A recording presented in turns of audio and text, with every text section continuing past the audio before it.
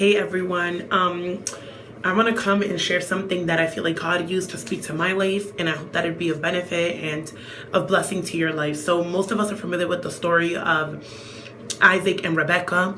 Once they're married, they have a set of twins, and God tells Rebecca, that the oldest brother will be under the youngest brother's kind of control, you can say. Will be his his servant, so his master. And it's a really, really in-depth story that we can really get a lot out of. So we see how Jacob is closer to his mother, and I don't know how to say it in this English, so Esau. I don't know how to say it in English, so I'm going to say it in Spanish. We see how Jacob and Esau, they, from their mother's womb, they're fighting to be first.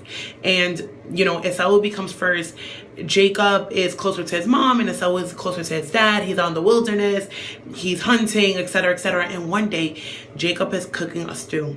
And Esau is just so hungry to eat that he's desperate, right? As we get desperate for certain things. He's so desperate that, he's willing to give off his birthright for a cup of soup.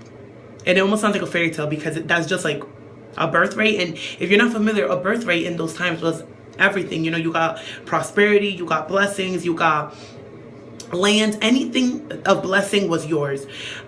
So he trades off his blessing, the inheritance that was his birthrights, for a cup of soup because he was hungry. And I just began to become reflective and think, how many of us are hungry for certain things that really aren't beneficial for our lives, that we're so willing to just lose it all, give it all up for this, to feed this hunger, right? We can be hungry for attention. We can be hungry for relationships, hungry for material things. And those things consume us so much that we're willing to lose the greater blessing that God has for us. Like I mentioned, we can learn so much from this story, so many key points, but that's just such a deep point for me because, I feel like our generation, right? We're so consumed by the things of this world. We're consumed by who has what, who doesn't have what, how can I get ahead of the next guy? It's such a competition. When in reality, what matters is what God has for us and what we're doing to obtain it.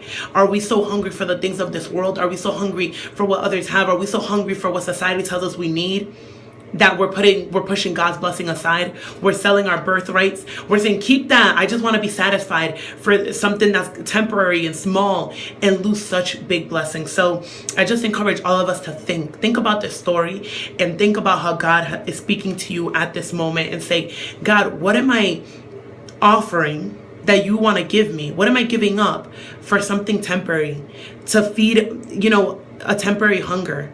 I hope this is encouraging. Love you all.